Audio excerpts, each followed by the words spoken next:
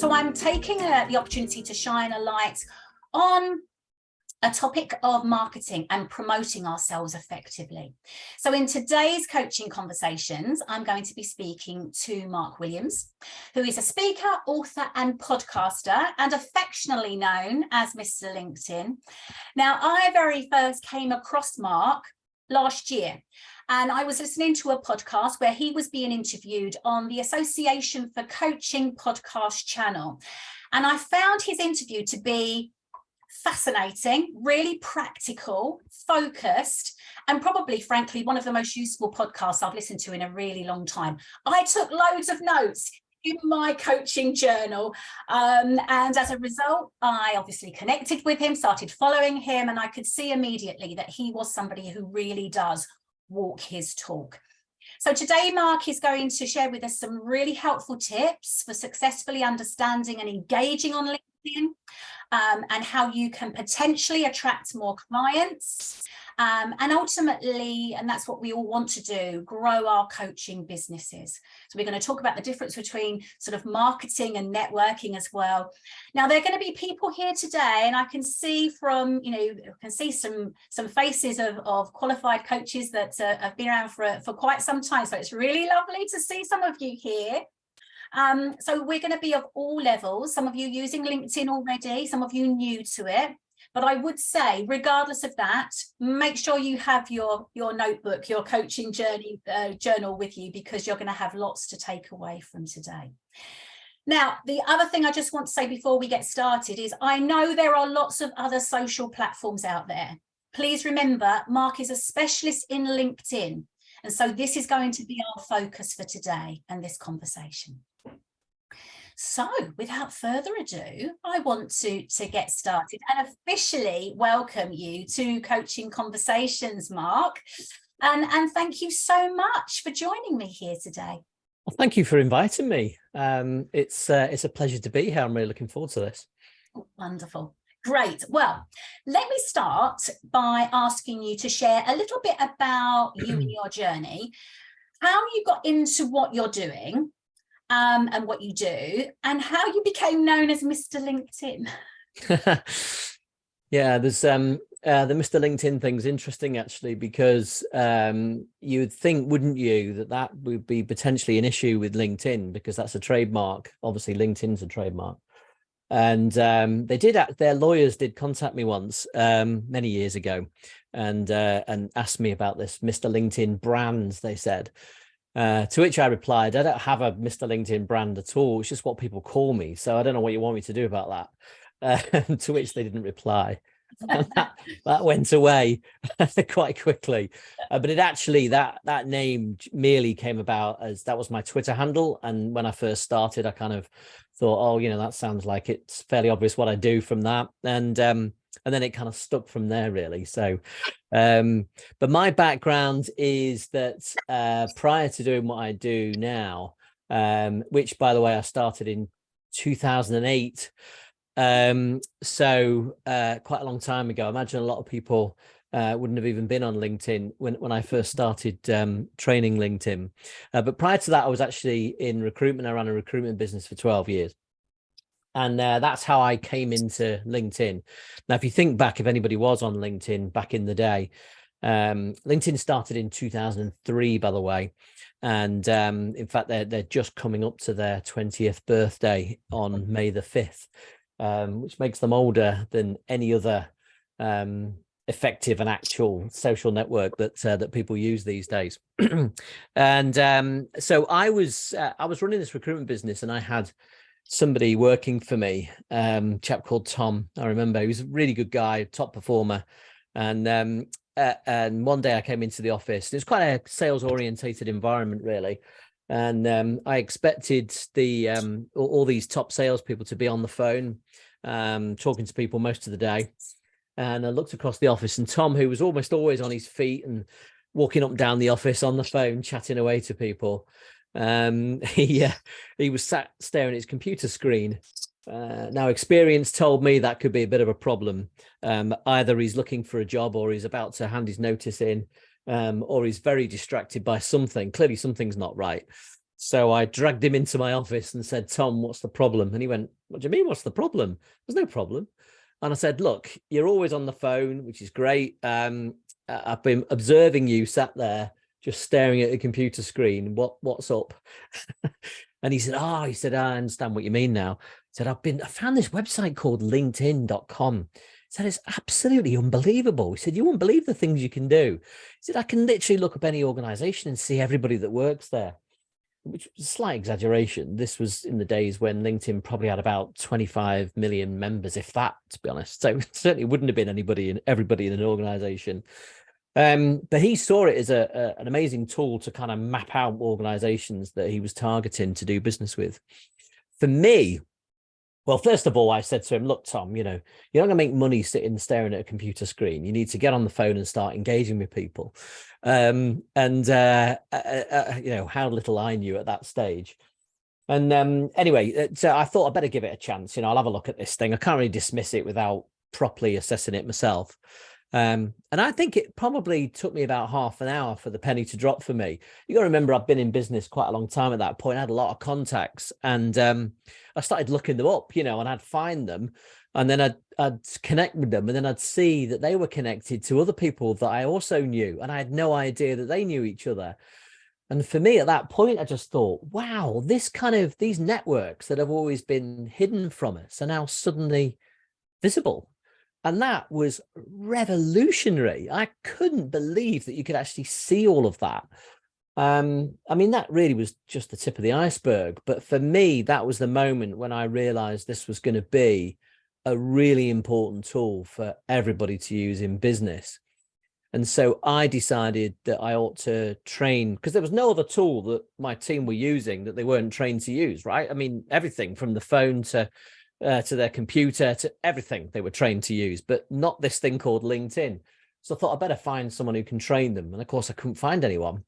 And there was a couple in the States, but, I wasn't going to ship someone over from the US. And that was well before the times of things like Zoom meetings and stuff. So I thought I'd better do it myself.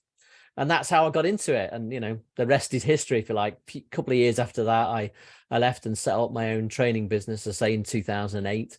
And, many people say, oh, you were a bit lucky, you backed the right horse there. Imagine if you'd jumped onto something else that didn't do quite so well.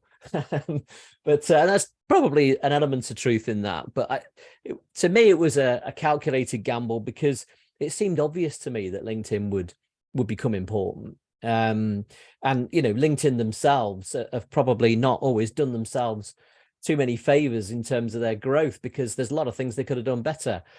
But the bottom line was that there was, and still is, a real need for a professional network where people could actually interact at scale and network and engage with people at scale. And that opportunity existed then and still does today. And obviously, approaching 1 billion members, it's significantly more of an opportunity nowadays than it was in those days. Incredible. And funnily enough, I was just thinking that when you were saying, incredible that you clearly saw something about LinkedIn that caused you to think, aha, this is a platform that's going to stay. Because back then there were platforms coming and going, sort of all of the time. So yeah, you obviously saw something there, that entrepreneur in you sort of saw that, there was something there that was going to stay. Yeah, I guess so. I think the whole idea for me, as I say, that where the penny dropped was that I knew that, you there's lots of different ways of doing business. But for me, I learned the most effective ways to build relationships and leverage those relationships. So knowing who knows somebody, to me, was a core part of being successful in business. And so the fact that was just on a website was like, wow, I can literally contact someone and say, oh, I noticed that Fred Smith from ABC. Obviously, we've done a lot of good work together. How would you feel about introducing me? Then that's a very different question to the way I would have traditionally done that, which would be to chat to that person and say, hey, look, we've done a lot of good business together. Who else do you know that you think would benefit from this? Yeah. Now that used to be the way of doing it, and that's a good question, but it's nothing like as good as I noticed that you know Fred Smith from. How would you feel about introducing me? That's a completely different question and significantly more effective. So just that little bit, I mean, that's a tiny bit of LinkedIn, but just that little bit for me was I thought this, so long as everyone buys into it. And obviously it took that process of people wanting to sign up to LinkedIn for it to become successful. But so long as people were prepared to do that, then, and LinkedIn still today is largely a free tool to use, even though people use it for business. As long as that remained the case, then it was going to be a winner, and proved to be the case. Wonderful. I remember back in my time working in the corporate sector. So we're probably talking sort of back in the late 90s, before I sort of left to have a career break and have my family. But it was very much a sort of seen as a recruitment sort of tool. I was sort of like, should I go on it? Shan't I go on it? I sort of had a presence there, but I didn't, certainly a very different presence to the presence I had today. But it was sort of, there were a lot of active recruitment companies on there, and that's not the case now. So what's changed? Well, yeah, I mean, LinkedIn's kind of vision was always that it would be for them primarily about recruitment. The kind of idea was that what we're going to do is create a professional network where there's benefit for the members to be able to do business with each other and network with each other. But in order to sign up, what they have to give us, as opposed to money, is information. So they're going to give us loads of data about their background and where they work and what they've done and what they've achieved and what their skills are and yada, yada, yada, yada. And with that, we can actually then sell recruiting products to people that allow them to find people. And this was a real disruptor to the recruitment industry, where you had corporate recruiters who were using agencies and paying a lot of money to find people for them, because there was no other way they could find them other than running an advert and hoping someone would apply. They were the two primary methods of recruitment. And what LinkedIn did is come along and say to all these massive organizations, look, how much are you spending? And by the way, this is exactly how they did it as well. This is pretty much the line they would use, is they would go into an organization and say, how much are you spending on recruitment agency fees each year? And, for a lot of large organizations, that was a big number. Okay.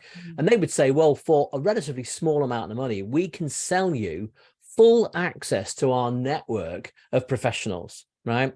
So you can just go onto it and search and find people, right? So, and that's still today, that product, which is called LinkedIn Recruiter, is still their biggest seller. It's still their flagship product. About 60% of their revenue comes from that product, right? So that was always the idea behind it. Now, so naturally, the people that jumped on it were recruiters, right? And that was the whole way that LinkedIn built it in the first place and sold it. But over a period of time, and I remember, when I first started back in 2008 training LinkedIn, I remember it being a real uphill battle, because people were just not convinced that it was anything other than a place to get a job. Yeah. And that was difficult times, actually, because I remember, to me, it was like, that's just such a small part of LinkedIn. I actually remember standing up at a conference for recruitment, recruitment orientated conference. And I remember standing up at the front saying, this is a networking tool. This isn't a recruitment tool. You can use it for recruitment, but it's a networking tool. It's a place where business people can meet each other. And the whole room was against me. I distinctly remember there were some real high level experts who are very well respected in the recruitment industry who were saying it's not a tool, it's just a recruitment tool. And for me, it was like, I just never saw it that way. Fortunately, that's the way it's ended. The story now is, whilst if you talk to LinkedIn themselves, they see themselves primarily as a business in the recruitment sector. For the rest of us and the vast majority of people that use it, it's like you might sign up initially when you were looking for a job, but then you have an account, and then you start to realize that there are lots of other benefits of using this tool. At the end of the day, it's always been the case before LinkedIn that your professional network is a big part of your success. So those that are able to build relationships, and across a wide range of people, put themselves in a position where they are more likely to be successful. There's you may or may not have heard of this, a guy called Mark Granovetter, who is a professor at Stanford. But when he was at Harvard and a student, he wrote this report called The Strength of Weak Ties. And if anybody hasn't read it, look it up. It's quite technical, but it's very interesting. And he talks about how people are successful in life because, and I mean life generally, because they have the ability to build lots of weak ties. We often think about strong ties, i.e. people we know well and have strong relationships with. And of course, that's all part of success. But a big part of success is being known just a little bit by a wide range of people. And that gives you the opportunity to be able to pivot a career, change direction, do all kinds of things, set up on your own, win new clients, lots of different things that you can achieve by understanding this kind of scale and how you can use the scale that something online like LinkedIn gives you. So that's a big part of, I think, why people over a period of time started to realize that this could be an opportunity for them. There was also a step change for LinkedIn. And I'm trying to remember the exact date now, but it doesn't really matter. But you may recall there was a time when Facebook had a lot of problems. So the whole Cambridge Analytica situation kicked off. And around the same time, Facebook also came to terms, I think is probably the best way of putting it, with the fact that they were an advertising company, that essentially the only way they were going to make money was by selling ads. And they realized that because of that, they would have to restrict visibility of content. And now it used to be back before then that people could do a post on Facebook and a lot of people would see it, right? They restricted that. They realized that we're never going to sell ads if we keep giving people such high visibility. Now, a lot of people that were getting success with Facebook at that time in business went, hold on a second, this isn't working for me. We don't have to pay for advertising. Where can we go? So a lot of those people gravitated towards LinkedIn. Now, it's partly a Cambridge Analytica thing and kind of a general, people just getting fed up with Facebook generally, I think, as well. As Facebook got more and more popular, the quality and the standard of communication and the trolls increased. And so there were a lot of things that were happening, I think, around that time. LinkedIn also, and this is prior to being taken over by Microsoft, went through a complete redesign. That was a total coincidence. That just seemed to happen around the same time as well. So this new audience came to LinkedIn. And that audience were people that were much more used to communicating in a way that achieved visibility. So as opposed to kind of one-to-one conversations, they were very much one-to-many and understood how to do things like posting to encourage engagement and understand the benefits of that in terms of visibility. And so what you found was that content changed at that time and people started to put out content on LinkedIn that was much more effective. Now, a lot of people look back at the days before that and go, oh, you know, it used to be great on LinkedIn. You'd never see anybody posting about all this kind of stuff that's not business related. But I always come back on that and say, trust me, I've been around long enough. I remember LinkedIn in those days and nobody was talking to each other. All you ever got was recruiters posting jobs, right? So you might want to hark back to the good old days of LinkedIn, but actually it was pretty useless in those days for most of us. But this new cohort of people that came onto LinkedIn started using it in much more effective ways. And as a result, we now have a network that's highly beneficial to us. Wonderful, thank you. That's fascinating, and and it really does highlight sort of where I remember LinkedIn to be, and actually where it is now. Let's dive into some of your wonderful knowledge, because you're so. What I really liked about you, Mark, when I heard you being interviewed on the Association for Coaching podcast, but also sort of watching you and following you on LinkedIn, you're so gifted at explaining things in a practical way in respect of using this platform, and I know that's going to be so beneficial to the people here today. So let's start with maybe the benefits, obviously in your opinion, because that's your specialism, of using LinkedIn, and the quote unquote maybe the right approach when using it. So I think the first thing to say is that LinkedIn is the de facto professional identity online platform, right? So when you come across somebody and you want to check them out as a professional, okay, the place to do it is LinkedIn. Okay, and people recognize and understand that. If you Google somebody by name, the chances are you'll probably get their LinkedIn profile right at the top of that search result, if not the very first thing, certainly second or third. So I think we need to understand and accept that irrespective of whether we're enthusiastic about LinkedIn or not, it is the place that we are going to be checked out.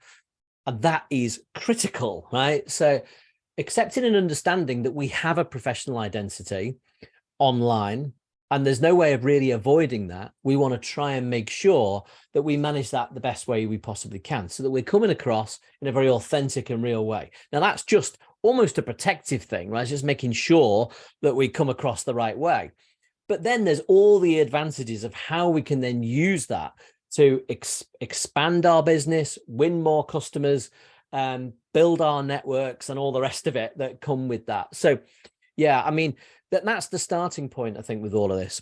The second point I would make is that one of the mistakes that people make with LinkedIn, and this is partly because of the background. So because it's a professional network, people approach LinkedIn with a kind of mindset of, right, so I'm here to market what we do. So maybe I'm representing myself, or maybe I'm representing a company, but whatever I'm doing, when I'm on LinkedIn, I'm representing the organization that I work for. And therefore they go into it with like a marketing mindset. And the problem with that is that nobody wants to see that, because we spend our lives avoiding marketing, right? You know, we don't want to see ads. We flick through them quickly, right? On telly, on the radio, on podcasts, everywhere, right? We don't want to see it. What they're trying to do is interrupt us by putting something in front of us that we might notice. But hey, look, the trick of marketing is to try and get our attention, but we don't really want you to get our attention, right? So if what you're posting on LinkedIn and the approach that you take to LinkedIn is one of, I'm here to market, well, nobody wants to know, frankly. It's a bit like, and a great analogy, I think, in anything you think about with LinkedIn is to think, what would I do in a normal networking environment offline, right? So here I am, there's a networking event going on at the local town hall or whatever, or a hotel. I'm going to go into a room, and that room's going to be full of people that are very appropriate and potentially people I could do business with, which is great. So what am I going to do? I'm just going to start walking up to people and going, let me tell you all about our products and services. Let me tell you about how amazing we are.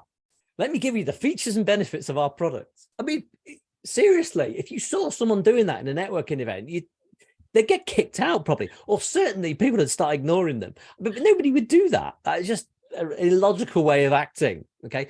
What you do is you go up to people and start talking to them and shake their hand and swap business cards and find out about their background and where they've traveled from. And, you know, that's what you do. That's a normal human thing to do. So when you're going online and when you're using LinkedIn, you take exactly the same approach. It's not a marketing mindset. It's a networking mindset. Here I am. I'm here to network. I'm here to meet people. Okay. So I'm just going to gradually, gently introduce myself to this crowd by just joining in. Okay, so I don't need to start posting anything. All I do is I'm just going to gently go into my homepage feed, have a look at what's going on my homepage feed, and maybe do a bit of searching and finding some content. And then when I find something that I think is interesting, so in effect, I'm in that hotel and I'm walking around the room and there's someone talking about a subject that actually is of interest to me. So I kind of stand on the outside of it and listen, get the vibe of what people are talking about and understand a bit more about that. And then I pitch in with something. Now, because this is a professional networking environment, everyone's open to that. They're like, hey, Mark, you know, come on, what have you got to say? That's interesting. Let's hear more from Mark. You sound like an interesting guy. And gradually, as I start to contribute more and more, people then start to go, actually, you're quite interesting. You might have something to say in a post, and then you might start posting stuff yourself. But none of it is about trying to persuade people to do business with you. It's all about breaking down barriers, building relationships, know, like, trust at scale, right? That's the way to do it. I absolutely love that. And that analogy of your sort of marketing and networking mindset, is something we were talking about actually before we went live, which is sort of around that sort of having a coaching heart but a commercial mind, and the analogy is so true, isn't it? Because there has been many times on LinkedIn over the years where somebody has wanted to connect with me and I've accepted their connection, and then the next thing I know, directly in my inbox, there's some sort of marketing, an ad, they want to tell me something. And I tell you what, Mark, it just really sort of like all the shackles on the back of my neck go up. It's like, you don't even got to know me, and you're direct selling to me. So I love that, because that is such a great tip for us all.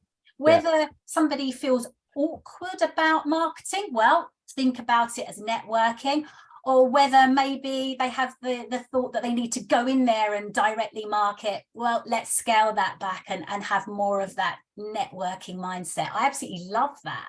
It's like going to a networking event and walking up to people and giving them a hug and a big kiss. It's like, whoa, hold on a second. Familiar. This is a bit much. It's completely inappropriate.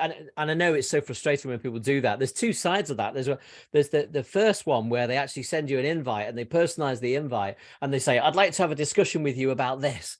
And I'm like, oh, right, well, I know what's coming next, so that's not going to be accepted. And there's the other ones that, and a lot of this, by the way, is automation.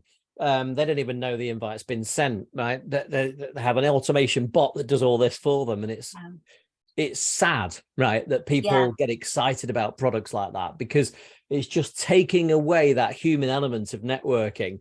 And it doesn't work. Well, it works because you have to send that, you have to do that approach for thousands of people, right?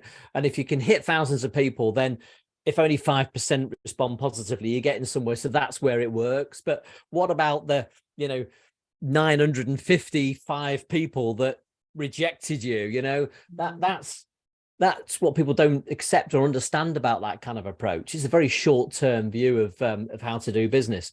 But yeah, no, absolutely. The environment that we're working in here is professional, but it's also not kind of, stodgy professional. I mean, it can be if you want it to be, but one of the great things I think about LinkedIn, and this is where that new cohort that came in and brought a different approach to it, is it's lightened it a bit. So it makes it much more friendly, but at the same time, professional, as in people behave themselves. I mean, there are examples where they don't, but generally speaking, in comparison to other social media environments, this is a place where people behave very well.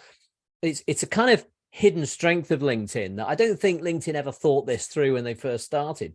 The reality is that when people are on LinkedIn, they know they are representing their organization. So that just naturally limits their behavior and makes them think about what they do a little bit more. Not everyone, but the vast majority, 99% of people would behave much better on LinkedIn than they perhaps would elsewhere. Love that. So first tip really sort of to take away is, we're sales rather than we're sort of selling, but not in an overtly selling way. We're making those connections. We're being interesting. We're showing up in sort of authentically and who we are. We're building that know, like, trust. And then when people know, like, and trust us, then we're more likely to get business from that as a result.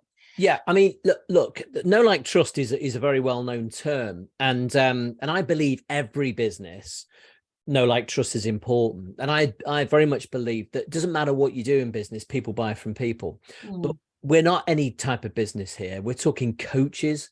This is a personal relationship.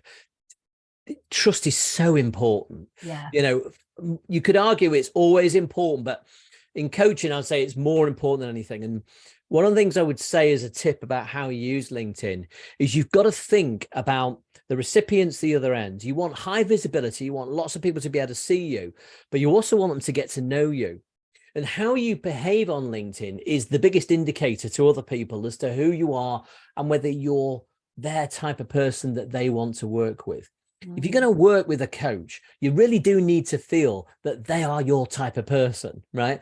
And you've got to be able to demonstrate that in how you behave on LinkedIn and the things that you do, not just in terms of your profile, that's important, but also in terms of how you communicate, how you're seen to comment on other people's posts, how active you are, all of those things allow people a little bit into you and make them think, oh yeah, you're the kind of, I like you, right? That's what you want to achieve here. You're not going to win everyone, and you shouldn't try to, because that's just life, right?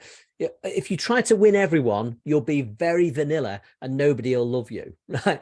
What you want is loyal people that really buy into you, and therefore you want to come across as really authentic on the platform. But yeah, I mean, that's the way. No, like, trust is important, but in coaching, I mean, it's absolutely essential. Fantastic. Great advice there, Mark. I'm curious to find out a little bit more. So if we can drill down a little bit further, because two things, I guess, really. I'm curious about the differences between company and personal profile. So perhaps you can tell us a little bit more about that. And then also, for anybody who's new here, what about sort of getting started, that sort of profile, bio, etc. Okay, so we have company pages and we have personal pages, or personal profiles. And if you've got your own business, you do need both, right? Now, if you work for an organization, they will obviously have a company page, and you associate to them by saying, this is where I work. And then that puts the logo into your profile under the employment section. And that's a link back to their company page. Okay. So you do need both, but if it's your own business, right? So if you've got a coaching business and you've set that up, then, and by the way, you don't have to have an official business, by the way. I mean, it's, you can create a company. I can create a company page tomorrow for anything I want, right? But you would do that, and you would make sure there's some good information in your company page, but I wouldn't go much further than that. Occasionally posting is fine, but you don't need to go much further than that. Really, the vast majority of what you're going to do on LinkedIn is from your personal profile. And that's for two reasons. One, people on LinkedIn are very people focused. Very people focused, more so than anywhere I've ever seen before. They are very interested in you. And yet people's perception is, I'm representing a company. They're interested in the company. Well, not really. They're actually more interested in you. So that's why we need to be authentic, and why we need to be active and let people into us and understand more about us. So that's the first reason. The second reason is, when I was talking before about Facebook, and how they restricted visibility of posts. Well, the thing with LinkedIn is, LinkedIn have always been a subscription-based model in terms of how they make money. Now, don't get me wrong, they do sell ads, right? I mean, unfortunately, but they sell ads, and we have them in our feed. But it's not, and I don't think ever will be, the primary source of revenue. It's an important source of revenue, but not primary source of revenue. However, on a company page, you will have restricted visibility of your content. And the reason for that is that's where they sell ads, right? It's the same scenario as with Facebook. On your personal profile, you can't do ads from your personal profile. Okay, so they give you visibility, and they give you the opportunity to reach lots of people, because by doing so, if you're putting good content out, you're keeping other people on the platform, and they can sell them more ads. But more importantly, when those people are on the platform, recruiters can find them, right? And they want to use LinkedIn because they're getting lots of benefit because of your content. So that keeps them on LinkedIn, and that allows them to sell more recruiting products as well. So all kind of fits together, really. That's a good trade-off between the members and the company, if you like.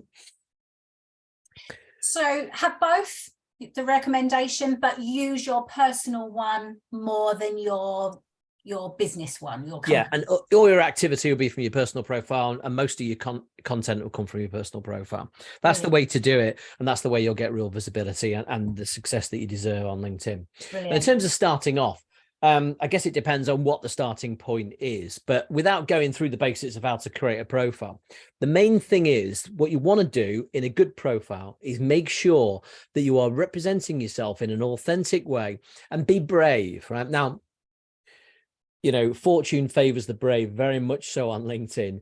If you are, as I said before, quite vanilla and you hold back, you'll probably not get anywhere. So you want to try and establish and understand how you want to come across. And, that should be easy because you want to be authentic.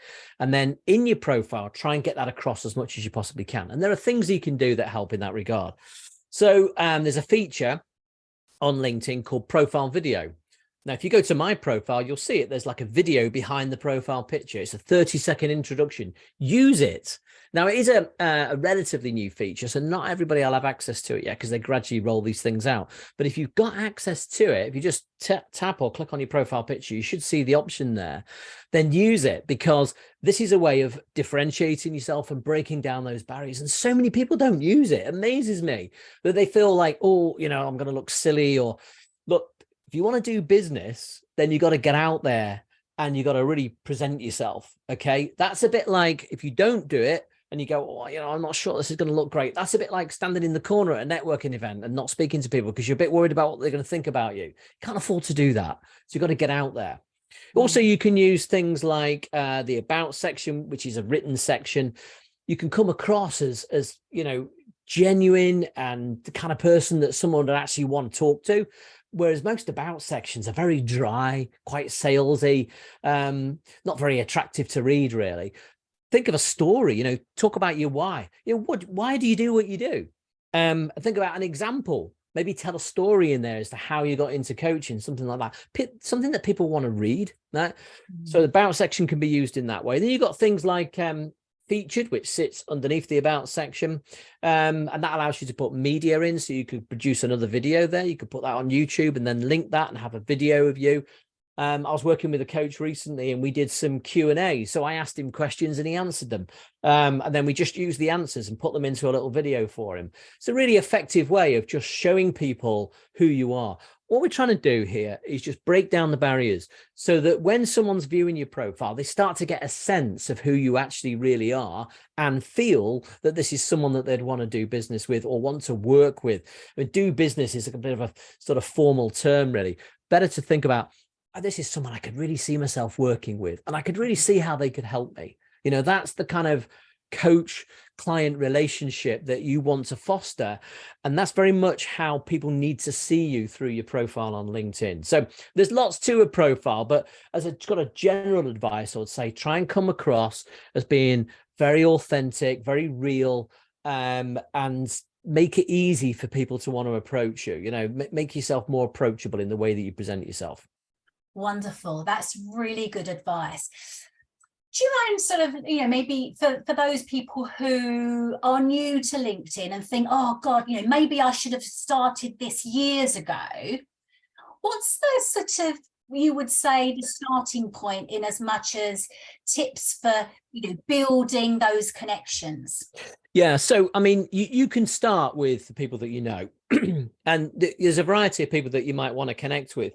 But you do need to build a network. It's a very important part of LinkedIn. It doesn't mean that you need to go crazy and just connect to everyone and anyone and try and, you see people on LinkedIn even today who will say 20,000 connections and stuff like this, as if that's like a good thing.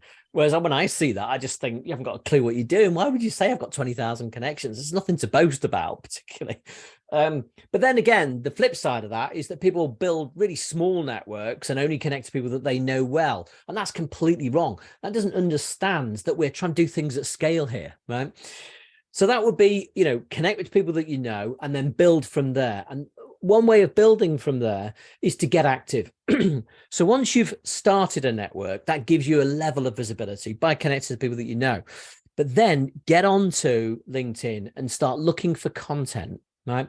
Don't just rely on what's in your feed. If you go to the top of the page or on the mobile app, just at the top, there's a little search bar, just type in some keywords. All right. So I don't know, if you're a leadership coach, then type the word leadership in there. And then there's some sub filters underneath that, one of which is posts. Tap on posts and you'll see every single one of the posts in that feed now uses the word leadership somewhere within it or in something that it links to, right? So here's a community of people, in effect, that are talking about in these posts leadership, right? So this is a bit like the equivalent of what I was saying before. You've now been able to find this circle of people in this room and they're all talking about leadership. And that's a subject that's of interest to you. So you kind of hang on around the side of it and just listen to what they're saying. Read the thread, get a feel for what's going on there, and then think about how you could contribute and add value to that conversation, right?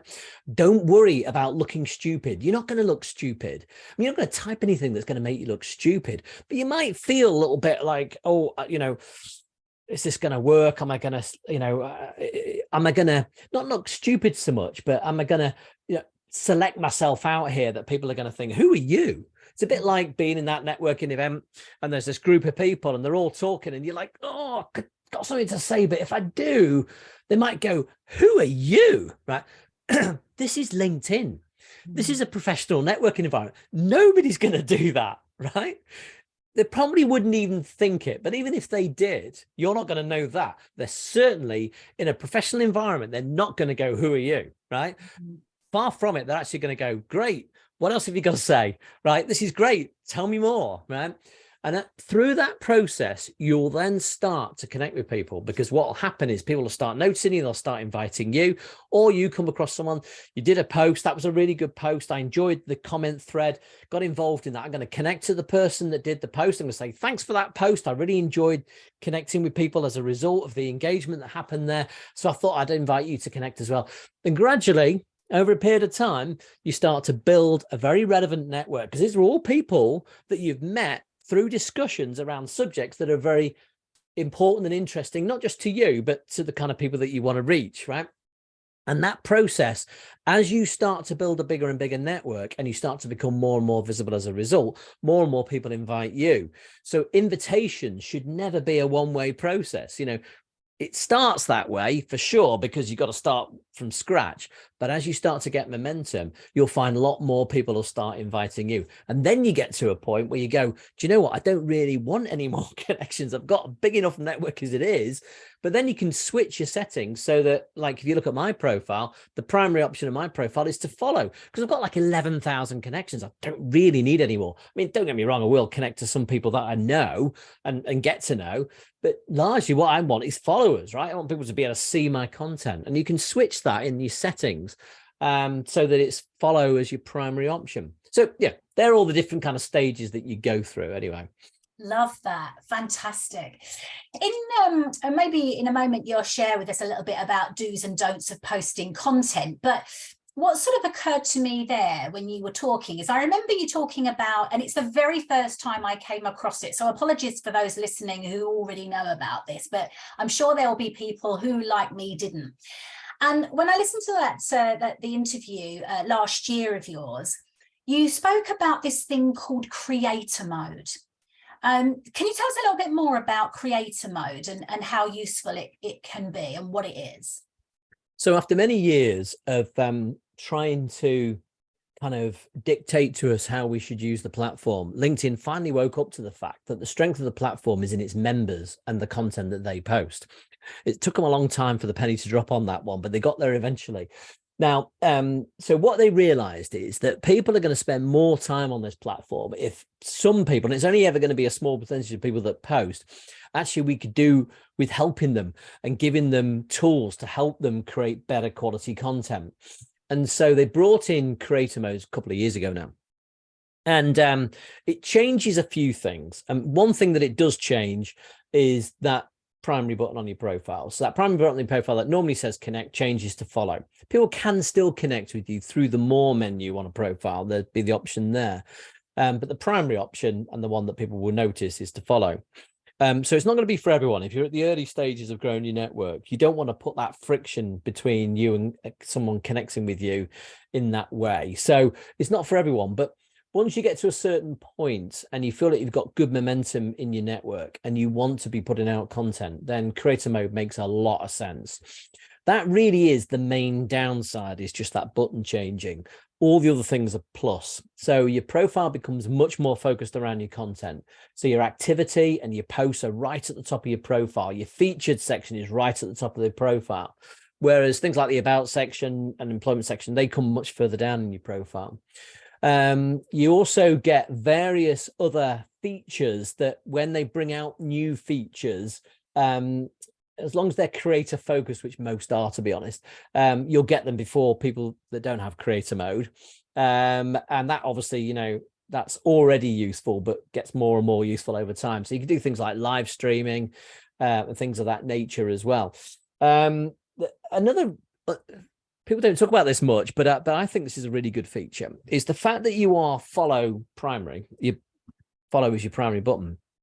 Also means this, that if someone does invite you to connect, which as I say, they could do through the More menu, or actually when they find you in other places on LinkedIn, it gives them the option to connect with you. If you ignore, which is click ignore, I don't mean not do anything. I mean, click ignore, I reject the invitation. They are automatically a follower. So they become a follower at the point of inviting you to connect. So all of your invitations to connect say, Joe Bloggs is following you and wishes to connect. Now that is actually, because I used to find a big problem was that people would invite me to connect and they would say in the invite, I really enjoy your content. I'd like to see more. Let's connect. I'm like, well, you don't want to connect with me then. You just want to follow me. But you can't really go back to them and say, oh, you don't want to connect with me. You really want to follow me. Why don't you just follow me? So it's brilliant that it just saves an awful lot of time and stops you building. You get to a point with LinkedIn where you're going, like, I don't really want any more connections. Obviously I want as many people to follow me as possible, but I don't really want any more connections. I want to try and keep my connections to a manageable number. I mean, mine isn't manageable at 11,000, but every year I try and reduce it, which is always a difficult thing to do. But that's kind of where you want to be, really. Your connections are more about people that you would have an intention to build a relationship with or have had a relationship with in the past. Your followers are people that you want to be able to see your content and activity. So follower will, and all connections are followers by default, but followers who are just followers are people that will see your posts. They might see your post, that depends on the algorithm. And also they will see your comments and reactions. Again, not guaranteed, they might do, depends on the algorithm, but that way they are more able to get a view and understand who you are without necessarily having direct contact with you. And of course, as you build influence and status in amongst your community that you want to do business with, that's kind of where you want to be. Yeah, you can't be having one-to-one contact with everybody, but what you do want is the ability to be able to influence a wide range of people through the platform. And that opportunity exists, and Creator Mode is really geared towards that. Brilliant, thank you. Time's just ticking away, and there's just a couple of things that I just wanted to get to sort of finish on, really. And maybe you could give us your sort of top do's and don'ts where posting content is concerned. And maybe, that could include, well, how many times, do we need to be posting a week to be effective and raise our visibility? Okay. So do's and don'ts of posting. It's interesting, actually. I see a comment in the thread here, which actually helps me answer that in a way. What content can you post on LinkedIn to convince businesses that they need your coaching skills? Okay, you don't need to persuade people that they need your coaching skills. That's the mindset change that I was talking about earlier. We're not trying to convince people. What we're trying to do is build visibility, be genuine, and put out content that actually is highly visible. So if I post something, and this is in the do's and don'ts, right? So if I post something that says, I'm an amazing coach, this is the difference that I can make to you. Okay, that's marketing, right? And people will typically ignore it. But most important, they won't engage with it. There's nothing to say, right? Other than, oh, yes, I already know because I'm already a customer and I'd just like to ratify the fact you are a really good coach, or I don't think you're a very good coach at all. None of those particularly useful to you, right? What you really want is to post content that actually says something that makes people want to comment. Now, people often talk about ask questions. I mean, asking questions can be one way of doing that, but other ways of doing it are understanding your target audience and what really interests them, so that you're posting content not about coaching. Right. That's kind of what people might expect you to do. Don't post about coaching, post about the things that are important to them. When I do training courses, I ask everybody to fill out a questionnaire, right? It's only like a 10-minute thing they do online. One of the questions, the one that I find most interesting, is I say, give me 3 topics that are of great interest to your target audience. Just 3. Give me 3 topics, right? And I define what I mean by a target audience in the question as well. And I'm amazed the amount of people that come back and answer that this way. Let's imagine they sell widgets because they're a widget manufacturer. Don't think there are things such as widget manufacturers, but just a term that everyone uses, isn't it? So their answer to that question would be widgets. Really? Are you telling me that your target audience lay awake at night worrying about widgets or get really excited about your widgets. I don't think so. The reality of this is it'll be something completely different to what you do. But that's what you should be posting about, because what you're trying to do is walk into that networking environment and get to know people. So if you know what actually are the buttons that really, when you press them, make them go, oh, that's interesting, right? That's what you should be talking about. And if you do it in a way that is maybe a bit opinionated, not too vanilla, maybe, putting out a statement that some people will agree with and some people won't agree with, then that way you'll get people to comment, right? And when they comment, they carry that content to their network, and that's how you build visibility. And so it's not about promoting at all. It's about engaging. It's about talking about subjects that will be of great interest to your target audience. You get that right, then it becomes really easy. Now, the question on people's minds at this point is probably, well, what are those topics, right? Well, you should know, because you should know your target audience. But if you don't know, the easiest way to learn is do exactly what I talked about before. Right? Pick up some keywords, search, find content. What are people engaging about? What really gets them going? Right? You'll learn by consuming content, by looking at comment threads and understanding what is going on. That way, you then start to tap into what's important to that community of people that you are trying to service. Oh, I absolutely love that. It's so spot on. And the amount of times people need to be posting, Mark, is there a sort of a best practice where that's concerned? I don't know, 3 times a week, once a week, what would you say? Yeah, look, it's always a difficult one, this, because I understand the benefits of consistency, but there is this downside to consistency as well, which is if someone says, I'm committing to 3 posts a week, right? The problem with that is that, if you get to Thursday and you've only done 2, or you get to Friday and you've only done 2, and you think, I need another post and another post, you end up putting something out that's rubbish, right? Yeah. So what you got to do is, that will be the intention. I always say to people, 2 to 3 a week is a good level, because there's a balance to be played here. You've got other stuff to do as well, right? And so we haven't got all day to sit on LinkedIn. Well, I have, but nobody else has.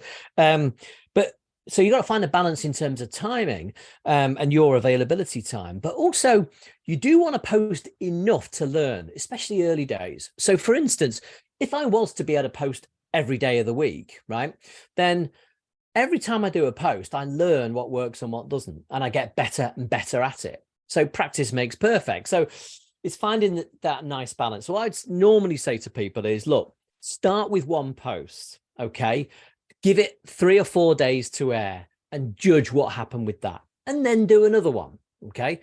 If that means you only do 3 a month to start with, that's okay, right? That's a starting point. Eventually, given that you should be getting busier as you're doing this, because you'll start to win more clients, you would aim to get 2 or 3 a week out if you can. Now, I don't post anything like that these days because I'm too busy. I don't have the time. So if I get 1 out a week, I'm happy, but it's normally about average of about 2, right? 1 to 2 a week. It has to be in balance with what you're doing. But at the end of the day, yes, consistency is important, but not at the expense of quality. Okay. So it's finding that balance between the two. Unfortunately, it would be nice for me to give you a really simple answer like 1 a day, but it just doesn't quite work that way in reality, to be honest. It's interesting, isn't it? There's lots of comments coming in the box there. And what that's saying to me is actually it's about raising your visibility. We know that success is based on, sort of how many people have engaged with it. That's going to raise your profile or your visibility even more. But it's not necessarily about what you're posting, it's who you're interacting with that raises your visibility as well. So there's sort of like that sort of counterbalance, isn't there? Not just about all the content you're putting out, but also about whom and what you're engaging with, where your other followers and in your network are concerned. Yeah. I mean, your question about how often you post is a very common question. The question people don't ask, they should ask, is how often should I engage? Because that's about 5 to 10 times more than you post. Interesting. Right. So that's the key thing, that people always want to know how often should I post? Spend more time engaging. In fact, I would say to you, you could be really successful on LinkedIn and not post at all. I mean, I wouldn't suggest you do that, because posting is great, But you can be really successful on LinkedIn without posting, because the key thing is to engage and build relationships that way. If you spend a good amount of time looking for content, commenting on content, you will find the whole world of LinkedIn will change overnight for you. It really does. Now you're involved. Now you're building all these LinkedIn friends that you're suddenly coming across left, right, and center, right? That's the key thing. Now, on top of that, you then want to start posting, because that's a great way of building more influence over a period of time. And people will then want to follow you more. So it is a good thing to do, posting, but it's not the starting point, and you should never post more than you engage. Love that. Fantastic tips. So many takeaway bites, Mark, from today's session. And thank you for being so open and genuine. And, with your generosity of sharing stuff has been incredible for today. I know I've taken even more away this time around, and I'm sure those listening do as well. So if people want to find you, follow you, how can they find out a little bit more about you? Well, you can find me on LinkedIn, strangely enough. So my URL for LinkedIn is linkedin.com/in/Mr. LinkedIn. And I have a podcast as well called LinkedIn Forms, which is a weekly podcast designed for people that are using LinkedIn and just want to keep up to date with what's going on and all the changes that happen. I mean, as a platform, it changes all the time, so there's always something to talk about every week. So they're the two main ones: LinkedIn, obviously, and the podcast, LinkedIn Forms. Brilliant. Well, I can certainly vouch for that, because your tips are fantastic, and I will continue to follow you and listen to your podcast regularly. Thank you so much, Mark. The time has flown by. I cannot believe it. I know. And I've really enjoyed our conversation, and I know lots from the chat box that lots of others have too. Thank you again so much, and thank you everybody else for listening in today. Make sure you've written down at least one thing that you're going to take away in action as a result of today's conversation, and I look forward to connecting with you all on the 11th of April, if not before, for our next coaching conversation. But from me and from Maria and from our special guest today, Mark Williams, thank you very much, and we'll catch up with you again soon. Take care. Bye for now, everyone. Bye.